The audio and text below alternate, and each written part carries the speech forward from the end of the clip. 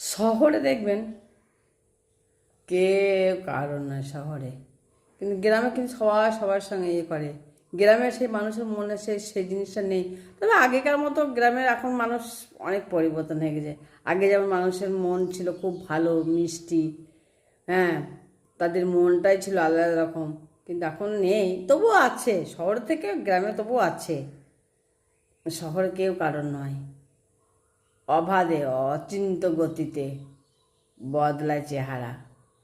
গতকালের হাসি আজকের মানে তির্যক দৃষ্টিতে পরের দিনের অস্বীকার।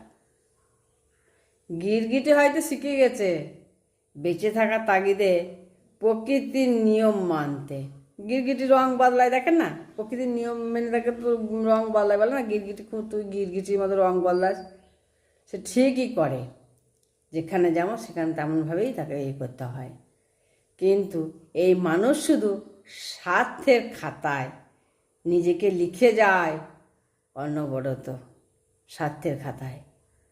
রাস্তার মোড়ে হাত মেলানো, চোখের কোণে ভরসার অভিনয়, হ্যাঁ, পেছনে ফিরলেই তীক্ষ্ণ ছুরি, হ্যাঁ, লোকে মানে মোড়ে তখন হাত মেলাবে দেখাবে, আবার চোখের কোণে ভরসার অভিনয় দেখাবে, খুব অভিনয় করবে যে খুব এরকম, কিন্তু পেছন ফিরলেই ধারালো ছুরির মতো একদম করবে।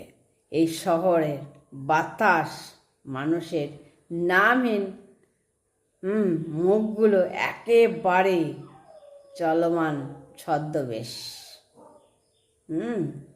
সত্যিই তাই, শহরের মানুষকে চেনা বড় কঠিন। তবে সবাই কি এরকম হয়? হয় না, হয়, বেশিরভাগই হয়। তবুও আমরা বাঁচি এই অভিনয়ের মঞ্চে দাঁড়িয়ে, কিন্তু তবুও আমরা বাঁচি।